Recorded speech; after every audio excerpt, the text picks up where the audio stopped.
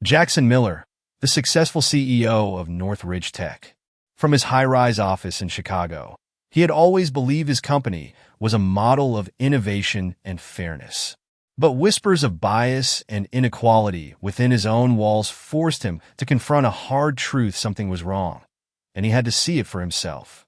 Disguised as a mid-level applicant named Jack Reed, Jackson embarks on a daring undercover mission to uncover the hidden dynamics of his workplace. What he discovers in the halls of Northridge Tech shakes him to his core. Overlooked talent, silenced voices, and a culture that rewards conformity over creativity. As Jackson fights to expose the truth, he must grapple with resistance from within and confront the uncomfortable realities of leadership. Will he succeed in breaking the cycle of bias and building a brighter future for his company? Jackson Miller stood outside the gleaming glass facade of Northridge Tech, clutching a worn leather briefcase. The brisk Chicago wind tugged at his coat, but Jackson barely felt it. His mind was elsewhere, replaying the advice he had given countless times in his role as CEO. Yet today, he was not here as the confident leader of the company, but as an unassuming job applicant named Jack Reed. The decision to go undercover had come after months of hearing troubling whispers about Northridge Tech's hiring process. Complaints about bias, favoritism, and a lack of inclusivity had trickled into his inbox, often anonymously. At first, he had dismissed them as anomalies in an otherwise stellar organization. But the murmurs grew louder, harder to ignore. Jackson knew he could not turn a blind eye.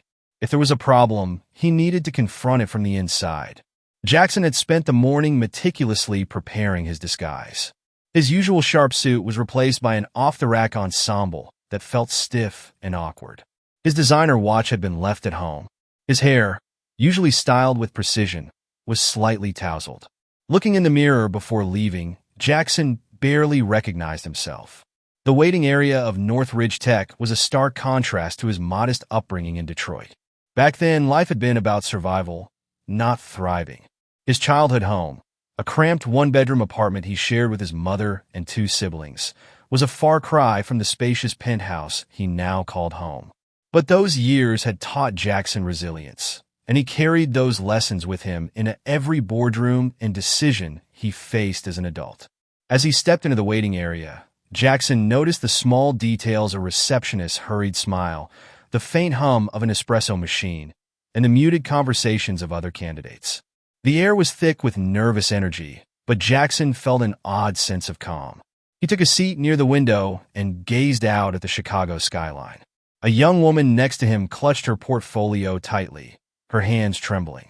Sensing her nerves, Jackson offered her a reassuring smile. "First time interviewing here?" he asked, keeping his tone casual. She glanced at him, her face lighting up slightly at the unexpected kindness. "Yeah," she replied, her voice barely above a whisper. "It's a big opportunity, and I really need this." Jackson nodded, remembering his own desperation during his early years. "Just take a deep breath and be yourself. You got this." Her smile widened, and for a moment, her tension seemed to ease. Jackson returned to his thoughts, surprised by how much he had missed simple, human interactions like this one. The door to the interview room opened, and a woman in a sleek navy suit stepped out, clipboard in hand. Her sharp gaze swept over the candidates. "Jack Reed," she called. Jackson stood, straightened his tie, and approached her. "That's me," he said with a warm smile. The woman barely acknowledged his greeting, turning swiftly and leading him down a narrow hallway. The interview room was minimalist, with a polished wooden table, 2 chairs, and a small stack of papers. The woman gestured for him to sit. "Emily Stanton," she said, introducing herself as she took a seat opposite him. Her tone was brisk, almost mechanical. "Nice to meet you," Jackson replied, setting his briefcase down carefully. The interview began, predictably enough questions about his experience, his approach to leadership, and his ability to handle challenges. Jackson kept his answers concise but thoughtful, weaving in anecdotes that highlighted his skills without giving away his true identity. As the conversation progressed, however, Jackson noticed a subtle shift in Emily's demeanor. Her questions grew sharper, her tone more skeptical. Impressive, she said, scanning his resume. But I have to wonder if someone with your background would be comfortable in such a fast-paced, high-pressure environment. Jackson maintained his composure, though her words stung. I believe adaptability and resilience are key to thriving in any environment, he replied evenly. Emily nodded but scribbled something on her clipboard, her expression unreadable. And how do you see yourself fitting into our team culture? She asked, her tone laced with doubt. Jackson paused, carefully considering his response. I see myself contributing by bringing fresh perspectives and fostering collaboration, he said. Emily's tight smile returned, though it lacked warmth. We'll see, she said, closing his file abruptly. Thank you for coming in. We'll be in touch if we decide to move forward. Jackson rose, extending a hand. Thank you for your time, he said. As he left the room, Jackson felt a mix of frustration and determination. Emily's dismissiveness was subtle but unmistakable. This was exactly why he was here, to uncover the unspoken barriers that others faced and to ensure that no talent went unnoticed or undervalued. In the hallway, Jackson lingered near the elevators, his thoughts racing. The interaction with Emily had been eye-opening, but he knew this was just the beginning. He had to dig deeper to see how these biases played out across the organization. As he waited, the same young woman from the waiting room approached, her face lit with relief. I got the job, she exclaimed, her joy palpable. Jackson felt a genuine happiness for her. That's fantastic. Congratulations. Thanks, she said, her smile bright. And thank you for your encouragement earlier. It really helped. Her words stayed with Jackson as he stepped into the elevator. Even amidst the challenges he had faced that day, this moment of gratitude reminded him why he was doing this. Change began with understanding, and understanding began with listening. As the elevator doors closed, Jackson adjusted his tie and took a deep breath. His mission was far from over, but he was ready for whatever lay ahead. The elevator doors slid open, revealing the sprawling lobby of North Ridge Tech. Jackson Miller walked toward the exit, but paused just before stepping outside. His hand lingered on the cold steel of the door handle as he replayed the conversation with Emily Stanton. Every word, every flicker of her expression seemed to carry more meaning now than it had in the moment. Her skepticism had been unmistakable, her remarks cutting even if they were cloaked in professionalism. Yet, it was not angering that Jackson felt. It was a familiar ache, a reminder of the years he had spent proving himself in spaces that did not believe he belonged. Shaking off the memory, Jackson adjusted his coat and headed down the street. He had planned to return to his office immediately to review his notes, but something held him back. Instead, he ducked into a nearby cafe, a small corner spot with warm lighting and the scent of freshly brewed coffee. As Jackson sipped his drink, he reflected on his next steps. The interaction with Emily had revealed more than he expected.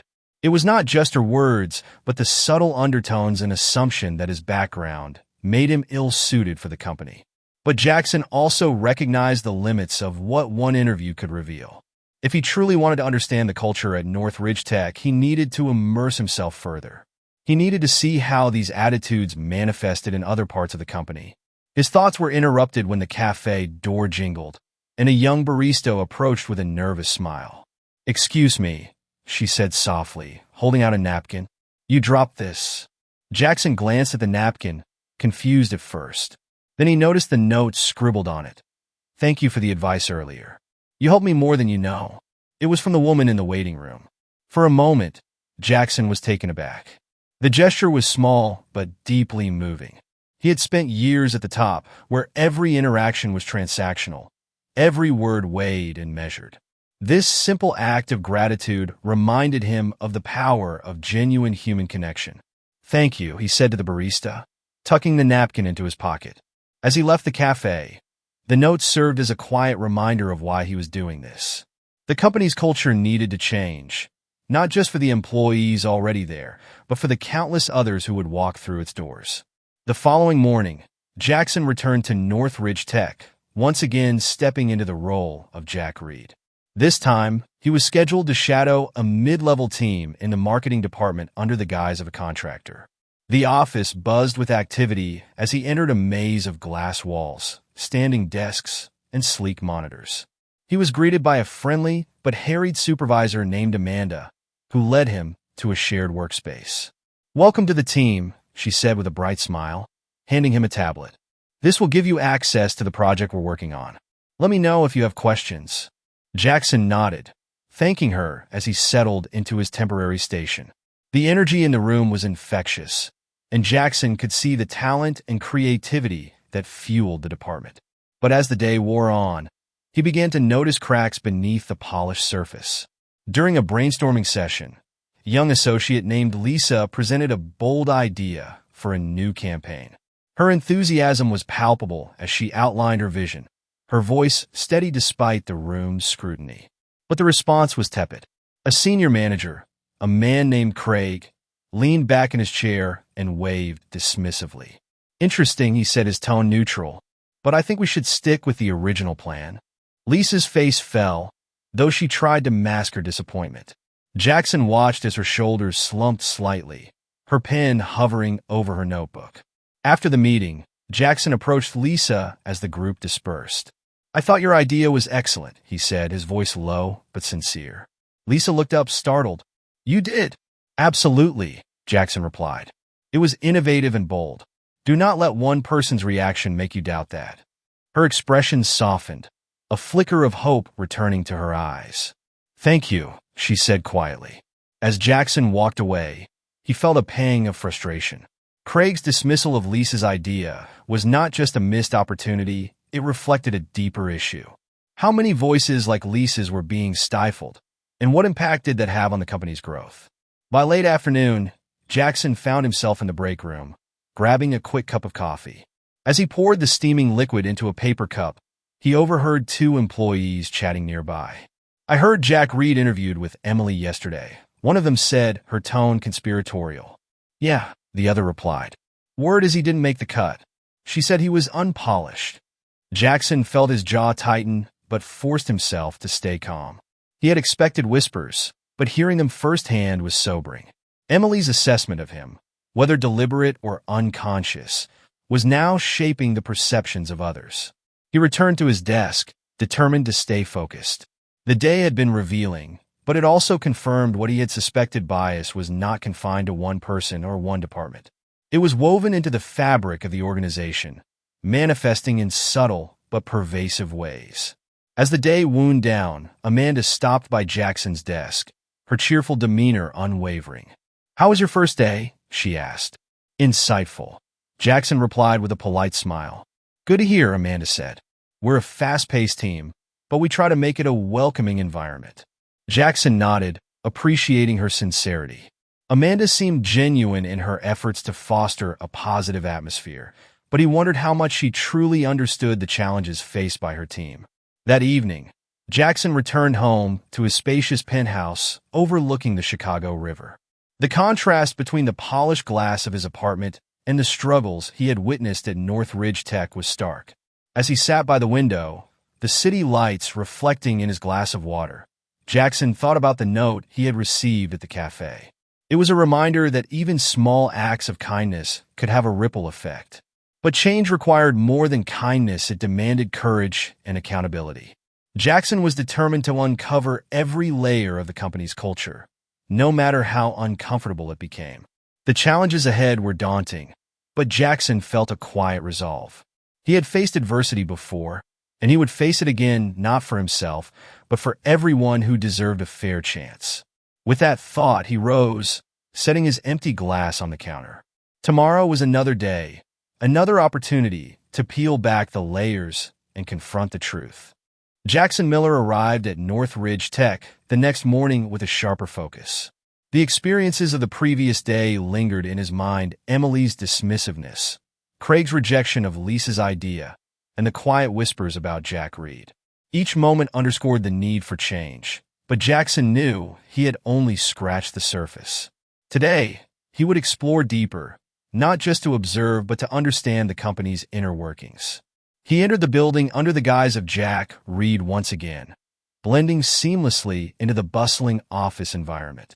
Jackson's first stop was the marketing department's morning meeting. Amanda greeted him with her usual enthusiasm, handing him an updated agenda as the team settled into their seats. Craig was already at the head of the table, his confident posture a clear assertion of authority. As the meeting began, the team discussed ongoing projects, client feedback, and deadlines. Jackson listened intently, making notes while carefully studying the dynamics at play. Midway through the meeting, Lisa hesitantly raised her hand. "I've been thinking about our campaign direction," she began, her voice steady but cautious. "I believe incorporating a community-focused narrative could help us connect with our audience more authentically." Jackson could see the effort it took for Lisa to speak up after yesterday's dismissal. Her idea was strong, well thought out, and aligned with the project's goals. But Craig barely glanced at her before responding.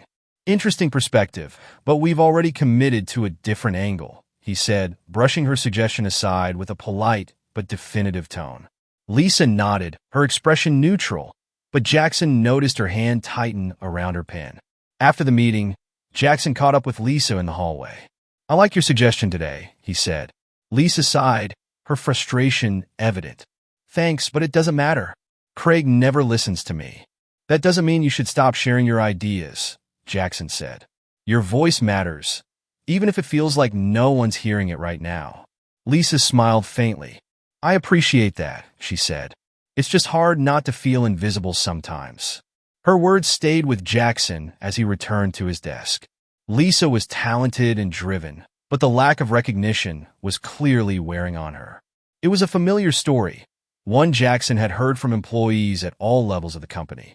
As the day progressed, Jackson observed subtler but telling behaviors across the department.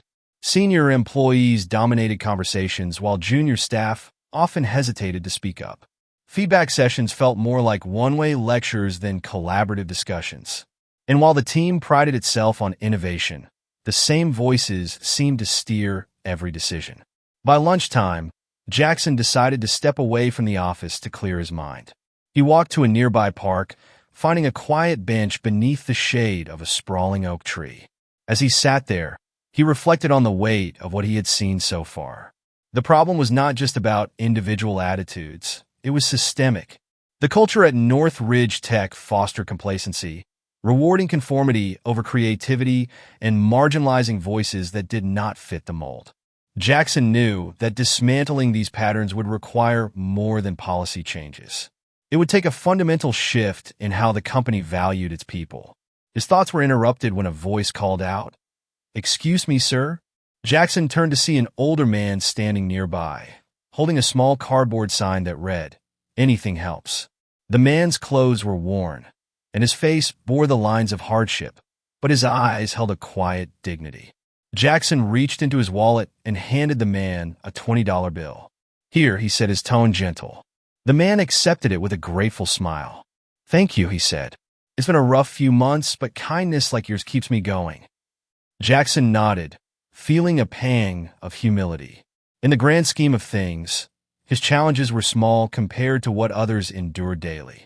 The encounter reminded him of the resilience and strength that often went unnoticed in the face of adversity.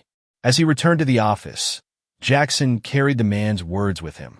They reinforced his belief that kindness, even in the smallest forms, had the power to create ripples of change. Back at his desk, Jackson reviewed his notes from the day.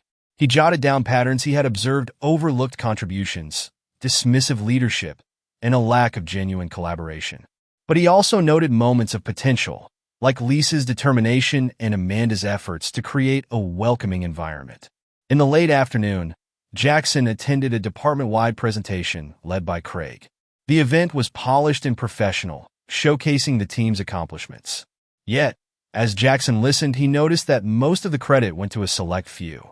Lisa and other junior staff were barely mentioned, despite their significant contributions. After the presentation, Jackson approached Amanda. "Great work on the presentation," he said. "Thanks," Amanda replied, her smile bright but tired. "It's always a team effort." "Do you think everyone's efforts are being recognized fairly?" Jackson asked, his tone casual but probing. Amanda hesitated, her smile faltering slightly. "Well, it's hard to keep track sometimes," she admitted. "But I try to acknowledge everyone's hard work when I can." Jackson nodded, appreciating her honesty.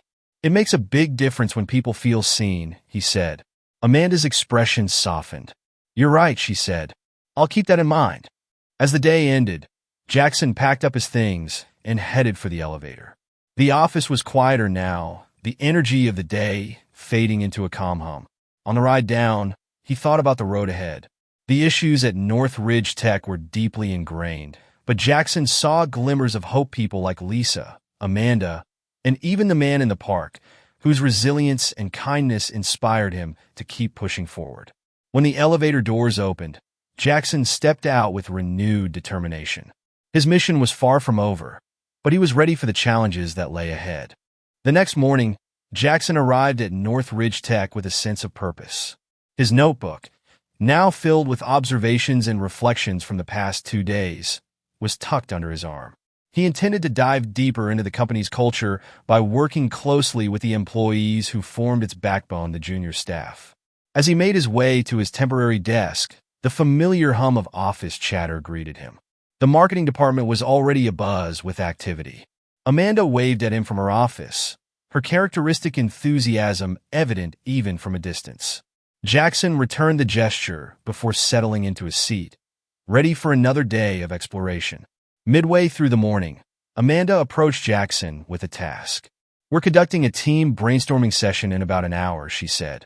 It's informal, but we could use some fresh perspectives.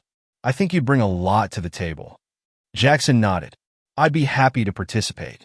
As Amanda left, Jackson glanced around the room. Lisa was seated a few desks away, her attention focused on her computer screen. Though she appeared absorbed in her work, there was a tension in her posture that Jackson recognized. He decided to approach her. Hey, Lisa, he said, keeping his tone casual. She looked up, startled. Oh, hi, she said, offering a faint smile. I hear there's a brainstorming session later, Jackson said. I hope you'll share some of your ideas. You have a great perspective. Lisa hesitated, her fingers hovering over her keyboard. I don't know, she admitted. Yesterday didn't exactly go well. One meeting doesn't define your value, Jackson said gently. Your ideas are worth sharing. Do not let anyone make you think otherwise. Lisa studied him for a moment before nodding. Thanks, Jack, she said. I'll try. The brainstorming session was held in one of the larger conference rooms. The team gathered around a whiteboard, its surface already filled with notes and diagrams. Amanda stood at the front, marker in hand, ready to guide the discussion. Jackson took a seat near the middle of the room, positioning himself to observe as much as participate. He listened as team members pitched ideas for an upcoming campaign, noting how certain voices dominated the conversation while others faded into the background. When Lisa finally spoke up, her idea was concise and compelling. She proposed a campaign that centered on storytelling, using personal narratives to connect with the audience on a deeper level. For a moment, there was silence.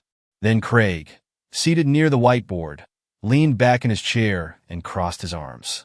It's an interesting concept, he said, his tone neutral, but it might be too risky for this client. Amanda, to her credit, interjected. It's worth exploring, she said. Let's take a closer look at the potential impact. Jackson watched as Lisa's expression shifted. Though she remained composed, he could see the flicker of disappointment in her eyes. When the session ended, Jackson stayed behind, helping Amanda clean up. You handled that well, he said. Amanda sighed. Thanks. It's a balancing act, trying to encourage new ideas while keeping the team on track. It's clear you care, Jackson said. But sometimes, encouragement isn't enough. People need to feel their contributions are truly valued. Amanda nodded thoughtfully. You're right, she said. I'll keep that in mind. In the afternoon, Jackson had the chance to shadow a few of the junior staff as they worked on individual tasks. One of them, a young man named Carlos, stood out for his quiet dedication. Carlos was responsible for coordinating several moving parts of the campaign, yet his efforts often went unnoticed. As Jackson observed, he struck up a conversation. You're doing great work, he said. Carlos looked up surprised. Thanks, he said. I just try to keep everything running smoothly. It shows, Jackson said. Have you ever thought about taking on a larger role? Carlos hesitated. I have, he admitted. But it's hard to get noticed around here. Sometimes it feels like you have to shout to be heard. Jackson nodded. understanding the sentiment all too well. "Keep at it," he said. "The right people will see your value eventually." Carlos smiled faintly. "I hope so." Later that day, Jackson found himself reflecting on the patterns he had witnessed. The junior staff were talented, driven, and full of ideas, but they were often overshadowed by louder voices or constrained by the company's rigid hierarchy. As he walked to the break room for a quick coffee, he overheard a group of employees discussing the upcoming campaign. Their conversation was lighthearted at first, but it soon turned to the challenges of working in such a competitive environment. "Sometimes I wonder if it's even worth speaking up," one of them said. "It feels like no one's listening anyway." "Tell me about it," another replied. "It's like there's this invisible wall you can't break through." Jackson's chest tightened. Their words echoed the frustrations he had heard from Lisa, Carlos, and countless others. The culture at Northridge Tech was not just flawed, it was stifling potential. That evening, as Jackson prepared to leave for the day, he stopped by Lisa's desk. "How are you feeling?" he asked. Lisa looked up, a hint of a smile on her face. "Better," she said. "Thanks for encouraging me earlier. It made a difference." "You did the hard part," Jackson said. "Keep pushing forward. You're stronger than you think." As he walked to the elevator, Jackson felt a renewed sense of determination. The challenges facing Northridge Tech were significant, but they were not insurmountable. Change would require more than policies or training sessions. It would demand a shift in mindset, a commitment to valuing every voice. Jackson knew the road ahead would be difficult, but he also knew it was worth traveling. For every Lisa, Carlos, and countless others like them, he would keep pushing forward. As the elevator doors closed, Jackson allowed himself a small smile. He had come here to uncover the truth, and now he carried it with him, ready to use it as a catalyst for transformation. The next morning at Northridge Tech, Jackson Miller was greeted by the familiar rhythm of the bustling office. Employees moved between desks. Conversations hummed in the background, and the aroma of freshly brewed coffee wafted through the air. Jackson had spent the previous night reviewing his notes, reflecting on the cracks in the company's culture. He was determined to keep peeling back the layers. The morning began with a scheduled group meeting in the marketing department. Amanda gave updates on deadlines, while Craig dominated the discussion with his usual air of authority. Lisa sat silently for most of the meeting, her earlier enthusiasm now replaced with a cautious reserve. Jackson noticed Carlos quietly typing on his laptop, his face a mask of focus. When asked about a logistics update, Carlos delivered a clear and concise summary. Yet, Craig barely acknowledged him before moving on to another topic. It was a pattern Jackson could not ignore: the persistent sidelining of voices that brought innovation and effort to the table. By lunchtime, Jackson decided to take a break in the cafeteria, a sprawling open space with sleek tables and large windows overlooking the city. Employees gathered in small groups, sharing laughs and stories, but others sat alone, their heads bowed over laptops or phones. As Jackson carried his tray to a corner table, he overheard a conversation at a nearby table. Two employees, a man and a woman, were discussing hiring practices, their voices low, but their words cutting through the general hum of the room. "It's not about qualifications anymore," the man said, stabbing his salad with a fork. "It's about whether you fit the mold." The woman nodded. "I've seen it too. The same type of people gets hired, and if you're not part of that crowd, good luck moving up." Jackson's grip on his coffee cup tightened. The phrase "fit the mold" was one he had heard too many times in his undercover role. It was vague yet potent, a veiled way to justify exclusion. As he sipped his coffee, Jackson noticed Lisa entering the cafeteria. She hesitated near the entrance, scanning the room for a place to sit. When their eyes met, Jackson waved her over. "Mind if I join you?" Lisa asked, holding her tray. "Not at all," Jackson said, gesturing to the empty seat across from him. They ate in companionable silence for a few moments before Lisa spoke. "You've been pretty observant these past few days," she said, her tone curious. "What do you think of the team so far?" Jackson chose his words carefully. "There's a lot of talent here," he said, "but I've noticed that some voices seem to get more attention than others." Lisa's gaze dropped to her plate. "That's one way to put it," she said quietly. "Sometimes it feels like no matter how hard I try, I'm always one step behind. Jackson leaned forward slightly. You're not alone in feeling that way, he said. I've heard similar things from others. But change starts with people like you who are willing to speak up, even when it's hard. Lisa nodded, her expression thoughtful. I just wish it didn't feel like such an uphill battle. It is a battle, Jackson said, his voice steady. But battles can be won. After lunch, Jackson returned to his desk, his thoughts swirling. The cafeteria conversation had confirmed what he suspected: bias and favoritism were not isolated to one department or one individual. They were systemic issues that required a systemic solution. As the afternoon wore on, Jackson continued shadowing team members, observing how tasks were delegated and how feedback was given. He noticed that Craig often assigned high-visibility projects to a select few, leaving others with routine or menial tasks. When Carlos was asked to compile a detailed report on campaign analytics, Jackson made a point to compliment him on the quality of his work. You have a real knack for this, he said. Carlos smiled faintly. Thanks. Sometimes it feels like no one notices. I notice, Jackson replied. And so, do others, even if they don't always say it. Near the end of the day, Jackson was approached by Amanda, who looked more frazzled than usual. Hey, Jack, she said, her voice hurried. Craig just called for an impromptu meeting. Can you join us? He wants input from everyone on the new campaign rollout. Of course, Jackson said, grabbing his notebook. The meeting was held in a small conference room, the air thick with tension as Craig launched into a discussion about the campaign's final stages. He spoke confidently, detailing his vision and assigning tasks with rapid-fire precision. But when Lisa tentatively suggested an adjustment to the campaign's messaging, Craig's response was dismissive. Let's stick to the plan, he said curtly. Jackson could feel the frustration radiating from Lisa, but she kept her composure, nodding silently. When the meeting ended, Jackson lingered, waiting until most of the team had left. Then he approached Craig, his tone casual but pointed.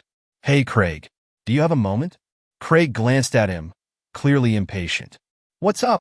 I've noticed that some team members don't seem to get the same level of input or recognition, Jackson said. Craig raised an eyebrow. What are you getting at? Take Lisa, for example, Jackson said. She has great ideas, but it feels like they're not being given a fair shot. Craig shrugged. Lisa's young. She's still learning the ropes. It's my job to make the tough calls. Tough calls are one thing, Jackson said, his tone firm. But dismissing valuable input is a missed opportunity for her and for the team. Craig bristled but said nothing, his jaw tightening. As Jackson left the room, he knew the conversation had made Craig uncomfortable. But he also knew it was necessary. Change would not come without confronting the status quo, even if it meant stepping on a few toes. That evening, as Jackson walked out of the building, he felt the weight of the day's revelations. The road ahead was daunting, but his resolve had never been stronger. For every Lisa, every Carlos, and every voice that had been overlooked, Jackson was determined to shine a light on the truth. The battle was just beginning, but Jackson knew that perseverance and kindness would pave the way for something better. The sun rose over Chicago, casting a golden glow on the city's skyline. Jackson Miller stood by the window of his penthouse, gazing out at the morning light reflecting off the buildings. The previous day's events lingered in his mind: the quiet frustrations of Lisa, the sidelining of Carlos, and his confrontation with Craig. Jackson sipped his coffee, feeling both a deep sense of responsibility and the fire of determination. He was uncovering the realities of North Ridge Tech's culture piece by piece, but the next steps were critical. He needed to move beyond observation and start planting the seeds of change. Arriving at the office, Jackson slipped into his role as Jack Reed once again. His demeanor was as understated as ever, but his mind was razor-sharp, ready to navigate the challenges ahead. Amanda approached him almost immediately, carrying a stack of folders. Morning, Jack, she said brightly.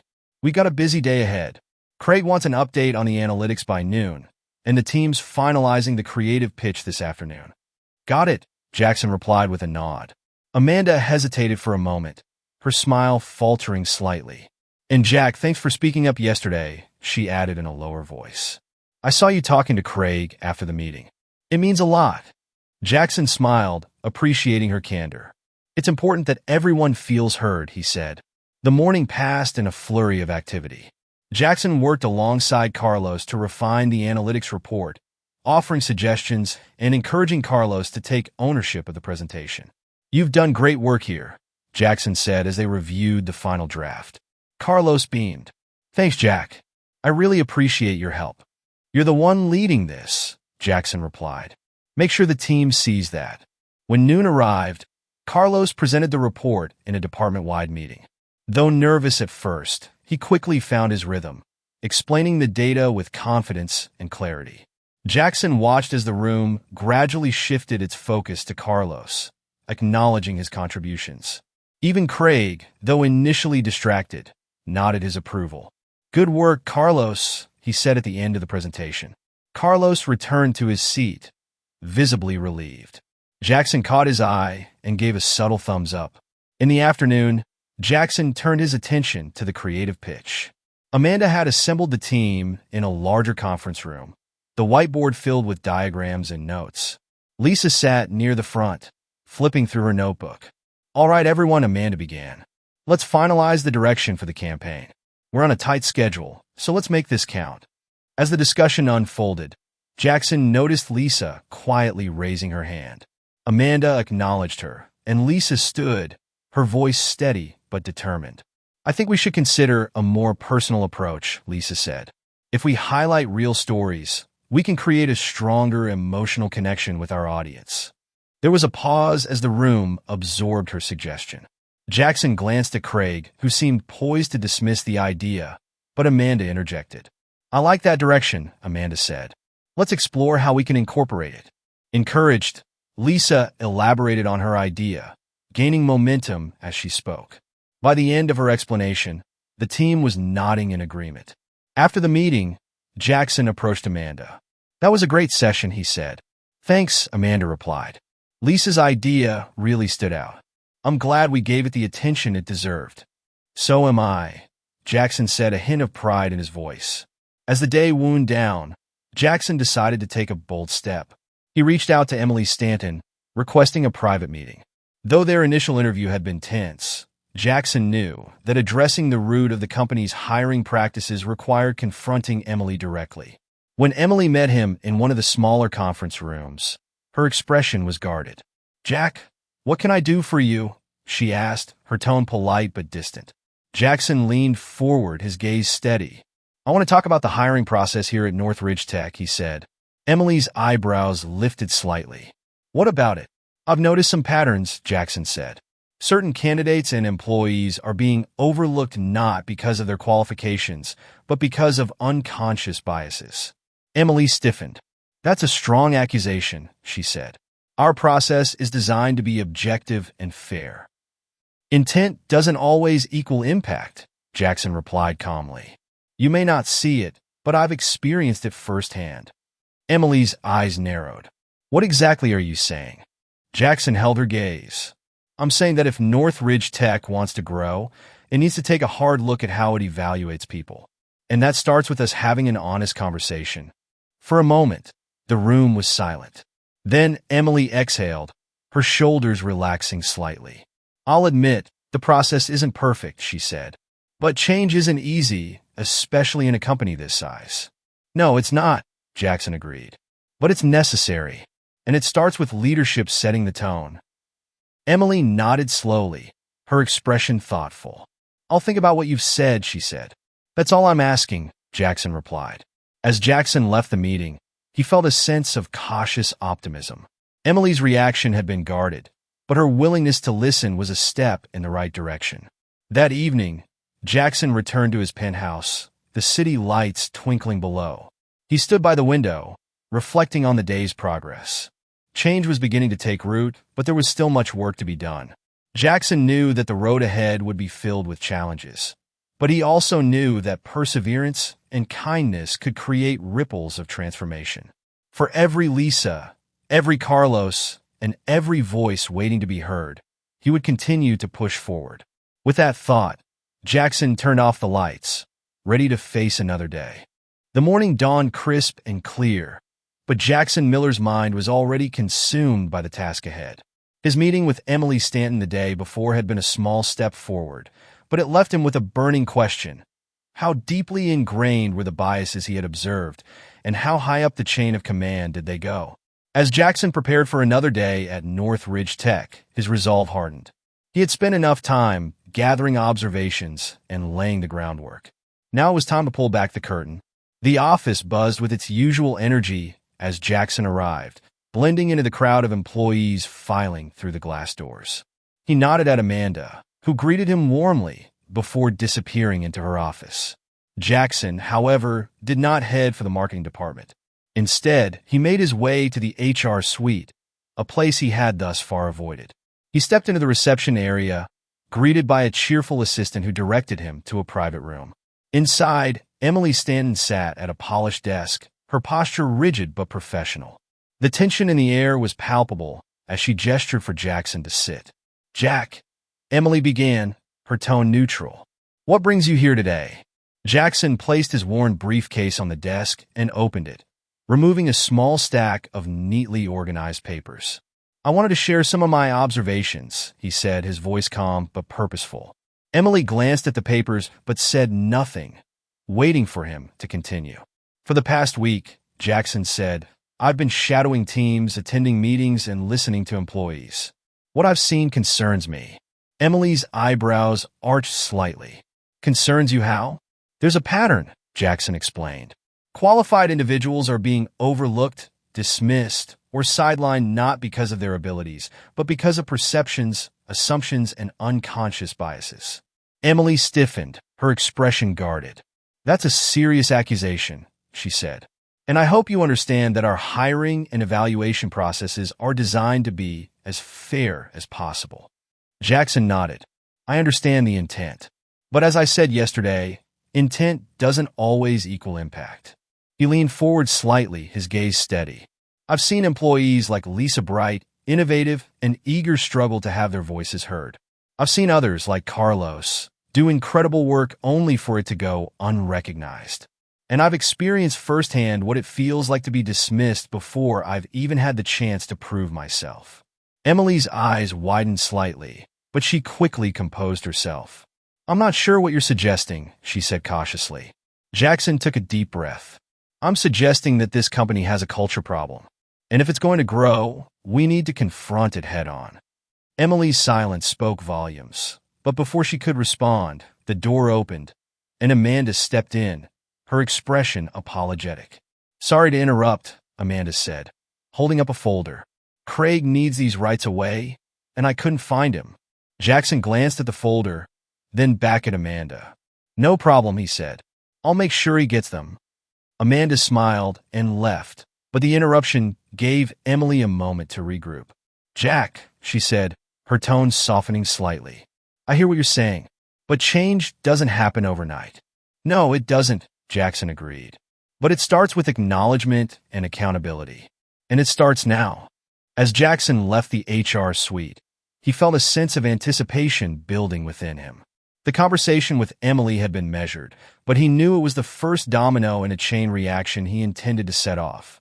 He carried the folder to Craig's office, where the senior manager was leaning back in his chair, scrolling through his phone. "Craig," Jackson said, setting the folder on his desk. Craig glanced up, his expression indifferent. "Thanks," he said, flipping it open briefly before tossing it aside. Jackson lingered for a moment. "You know," he began, "the team's really come together on this campaign. Lisa and Carlos especially, they've done outstanding work." Craig shrugged. "They're doing their jobs," he said. "Sometimes a little recognition can go a long way," Jackson said, his tone even but firm. Craig raised an eyebrow. "Is there a point to this?" Jackson met his gaze. "Just something to think about." By the end of the day, the office was quiet, most employees having left for the evening. Jackson, however, remained at his desk, reviewing his notes one last time. Then, with a deep breath, he stood and headed for the executive suite. It was time. The boardroom was an imposing space, its walls lined with floor-to-ceiling windows that offered a breathtaking view of the city. Inside, the company's senior leadership sat in quiet conversation, their voices fading as Jackson entered. The room fell silent as he approached the head of the table. "Ladies and gentlemen," Jackson began, his voice steady. "Before we discuss today's agenda, I'd like to share some insights from the past week." The executives exchanged curious glances, but said nothing. "For the past week, I've been working undercover in this company not as your CEO, but as a job applicant and contractor," Jackson said. Murmurs rippled through the room as the weight of his words sank in. "I did this to understand our company from the ground level," Jackson continued. "To see how we treat our employees, how we evaluate talent, and how we nurture or stifle potential." He paused, letting the gravity of his statement settle. "What I found is troubling," he said. "There are systemic issues in our hiring practices, our team dynamics, and our leadership approach that are holding us back." The silence in the room was deafening as Jackson recounted his experiences. From his initial interview with Emily to the moments of brilliance and frustration he had witnessed among the junior staff. When he finished, he looked around the table, his gaze firm. "We have a choice," he said. "We can continue down this path, or we can commit to real change." Howard Green, the COO, was the first to speak. "Jackson," he said slowly, "this is a lot to take in. Are you certain about these conclusions?" "More certain than I've ever been," Jackson replied. Howard nodded, his expression thoughtful. "Change is never easy," Jackson said, "but it's necessary, and it starts with us." As the meeting adjourned, the room buzzed with quiet conversation, the weight of Jackson's words hanging heavy in the air. Jackson lingered by the windows, gazing out at the city below. The first step had been taken, but he knew the journey ahead would be long and difficult. Still, for the first time in a long time, he felt hope. The boardroom emptied slowly, the weight of Jackson Miller's revelation still palpable among the executives. He stood by the massive windows, the Chicago skyline illuminated with countless lights, mirroring his thoughts a mix of clarity and complexity. For the first time, Jackson had laid bare the systemic flaws he had witnessed. Now it was time to act. Turning back to the table, he addressed Howard Green, the COO, who had lingered behind. "Howard," Jackson began, his tone calm but resolute, "we need to talk about next steps." Howard nodded, his usually confident demeanor tempered by the gravity of the discussion. "I agree," he said, "but this won't be easy. You've uncovered some harsh truths. Not everyone will be ready to face them." "Then they're in the wrong place," Jackson replied firmly. The following morning, Jackson called a meeting with his core leadership team, including Emily Stanton and Amanda. He had spent the night drafting an action plan, one that he hoped would not only address the issues he had observed, but also set the company on a path toward sustainable change. When the team assembled in the same boardroom, the atmosphere was tense. Emily sat near the corner, her clipboard resting on the table, her expression carefully neutral. Amanda, seated beside her, looked both anxious and curious. Howard entered last, his usual commanding presence softened by reflection. "Thank you all for coming," Jackson began, standing at the head of the table. "As you know, the past week has been eye-opening for me, and I hope for all of us." He paused, meeting each person's gaze. "I've drafted a plan to address the systemic issues I've observed. It won't be easy, and it won't be quick, but it's necessary." He handed out copies of the plan, each page carefully organized with actionable steps. As the team flipped through the documents, Jackson outlined the key initiatives. 1. Mandatory bias training. Every employee, from entry-level staff to senior executives, would undergo comprehensive training on unconscious bias and inclusive leadership. 2. Third-party oversight. A neutral consulting firm would be brought in to audit hiring, promotion, and performance evaluation processes. 3. Anonymous reporting system. Employees would be able to report concerns about discrimination, favoritism, or unethical practices without fear of retaliation. 4. Transparency metrics. Quarterly reports would track diversity, equity, and inclusion efforts, shared both internally and externally. 5. Mentorship programs. A formal program to pair junior employees with senior leaders, ensuring talent like Lisa and Carlos had the support and visibility they deserved. The room was silent as Jackson finished his presentation. Amanda was the first to speak. This could really work, she said, her voice tinged with hope. Emily, however, looked skeptical. Bias training is a good idea, she began cautiously, but how do we measure its impact? How do we ensure it leads to real change? Jackson nodded, expecting her hesitation. The key is accountability, he said. That's why we're bringing in third-party oversight and publishing our progress. If we can't measure it, we can't improve it. Howard leaned forward, his brow furrowed. This is ambitious, he said, but it's going to meet resistance. From the board, from department heads, and maybe even from employees. Jackson's gaze was steady. Then we'll face that resistance head-on, he said.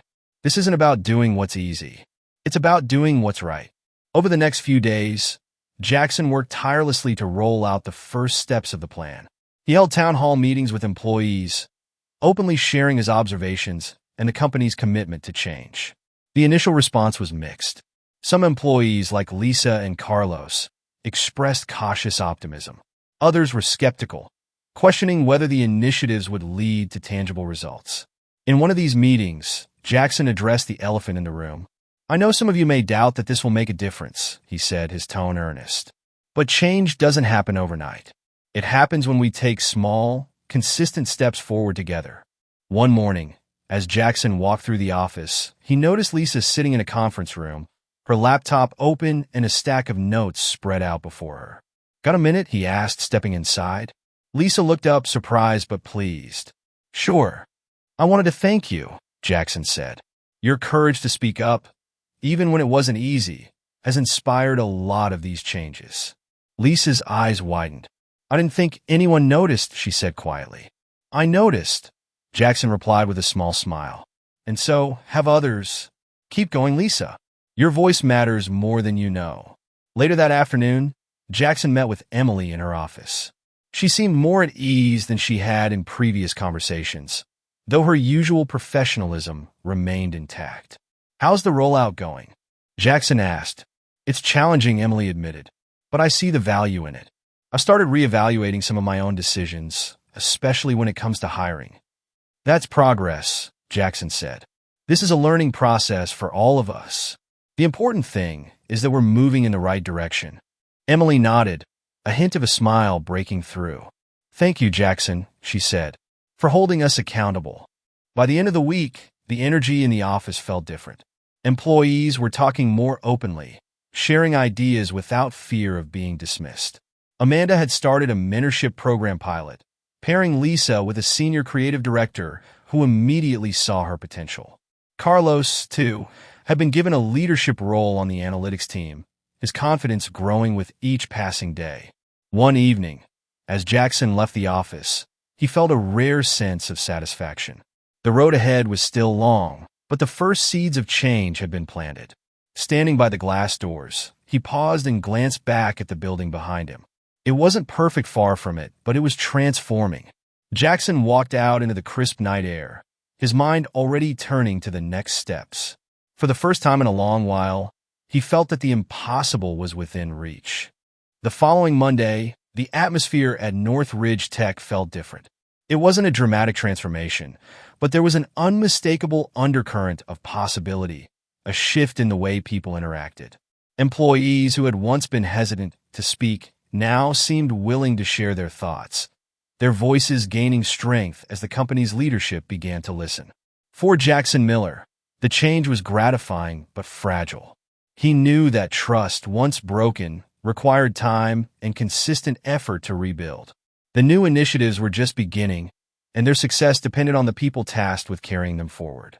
In the marketing department, Amanda had embraced her role as a leader of change. She now met with her team weekly to gather feedback and ensure everyone had a chance to contribute. At the latest meeting, Lisa presented a revised version of her storytelling campaign. This is fantastic, Lisa, Amanda said, her enthusiasm evident. I think it's exactly the fresh perspective we've been needing. Lisa's cheeks flushed with pride. Thank you, she said, her voice steady but humble. Jackson, who had been sitting in on the meeting, caught Lisa's eye and gave her an encouraging nod. Seeing her confidence grow reminded him why he had embarked on this journey. Later that day, Jackson held a one-on-one meeting with Carlos in the newly refurbished collaboration room. The space had been designed to encourage open dialogue, with comfortable chairs and a welcoming layout. Carlos sat across from Jackson, his notebook resting on his knee. "Thanks for meeting with me," he said, his tone a mix of gratitude and curiosity. "Of course," Jackson replied. "How are you settling into your new role?" Carlos smiled faintly. "It's a challenge, but I'm enjoying it. I've always wanted to take on more responsibility, and now I feel like I finally have the chance." "You've earned it," Jackson said, "and I'm confident you'll do great things." Carlos hesitated for a moment, then added, "I just hope this isn't temporary, you know? I've seen changes happen before, but they don't always last." Jackson leaned forward, his expression serious. "That's a valid concern," he said. "But the difference this time is that we're building systems to support these changes. It's not about quick fixes, it's about creating a culture where everyone has a fair shot." Carlos nodded, his confidence bolstered by Jackson's reassurance. As the week progressed, Jackson noticed small but meaningful signs of progress. Employees began using the anonymous feedback system, reporting not just issues, but also suggestions for improvement. Amanda had already acted on one piece of feedback, inviting junior staff to participate in brainstorming sessions previously limited to senior leaders. Even Craig, whose reluctance to change had been evident, seemed to be trying.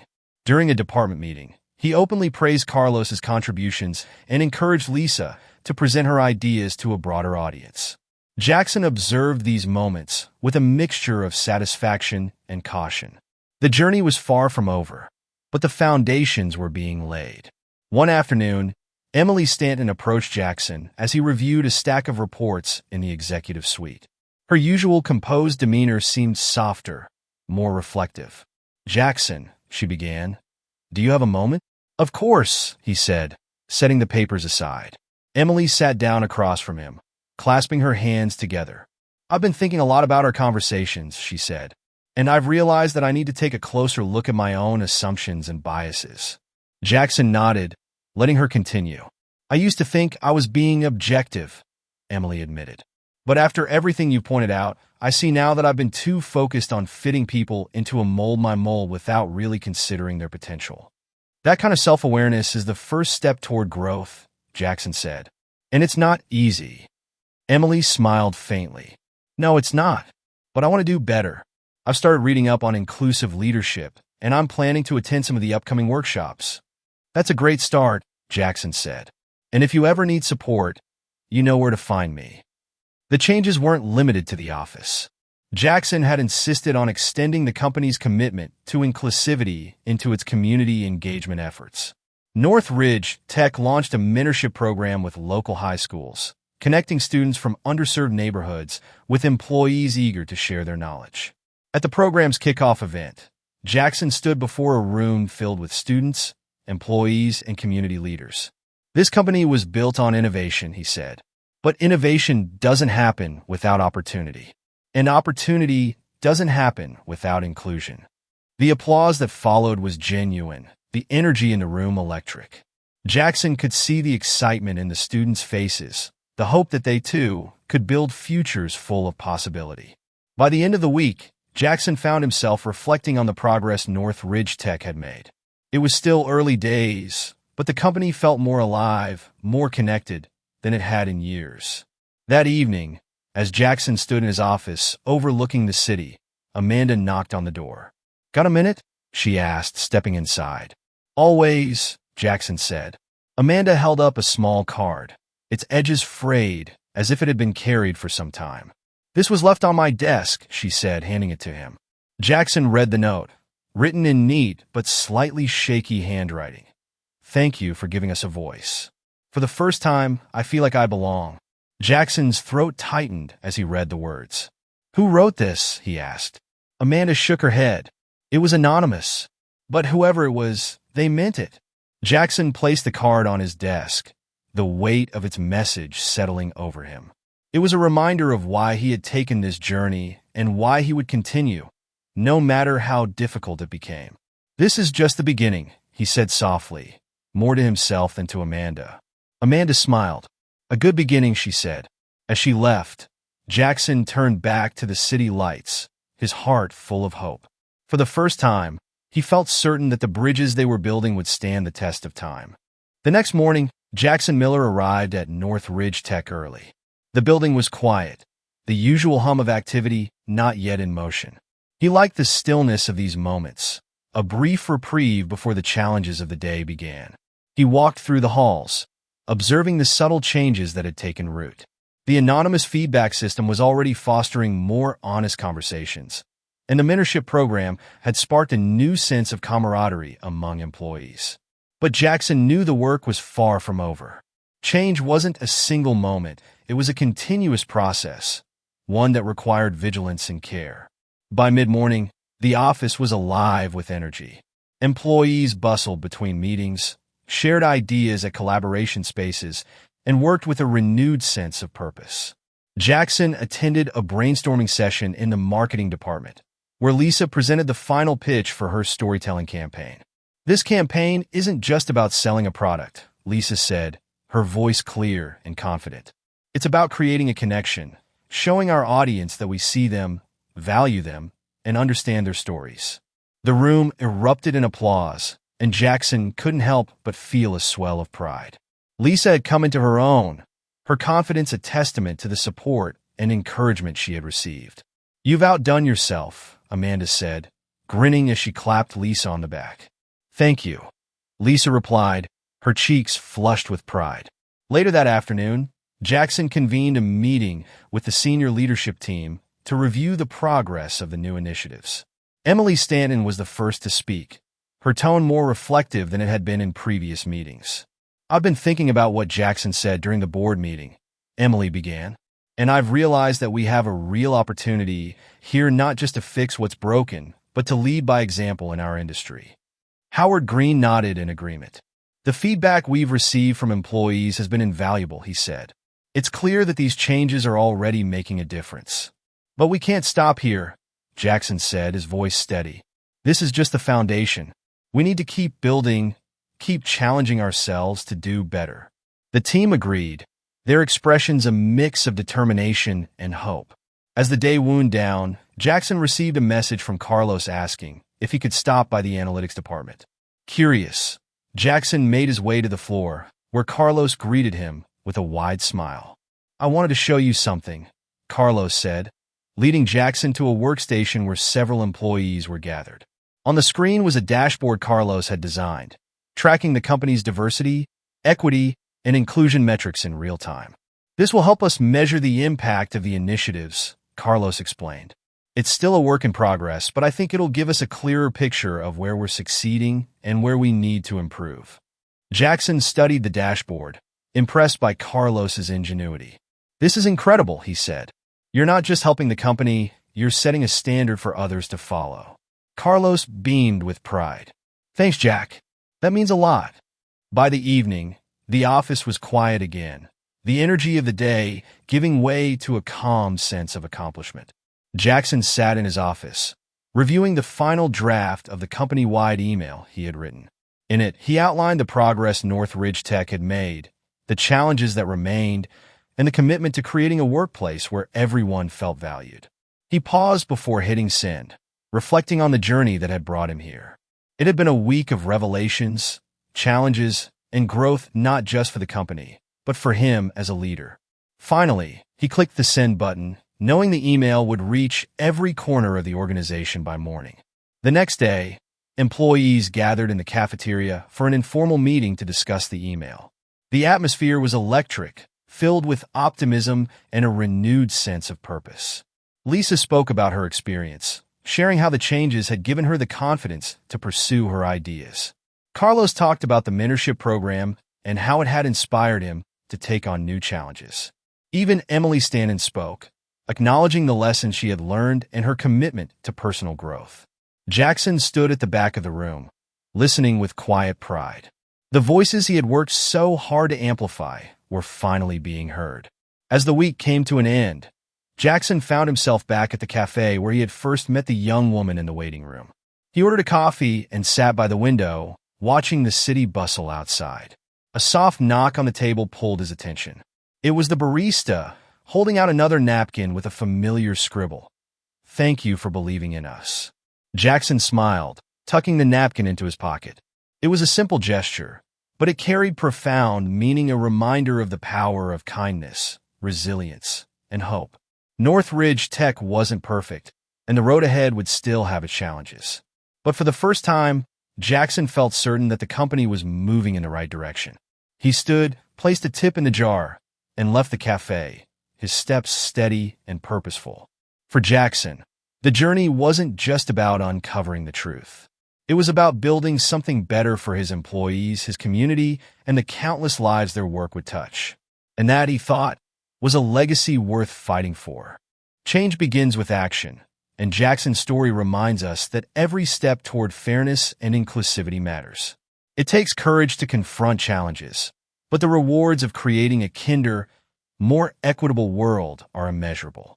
If this story inspired you, consider joining us on our journey to share more narratives that spark conversations and drive positive change. Subscribe to our channel for more stories about resilience, leadership, and the power of hope. Together, we can make a difference one story at a time. Thank you for watching, and we'll see you in the next video.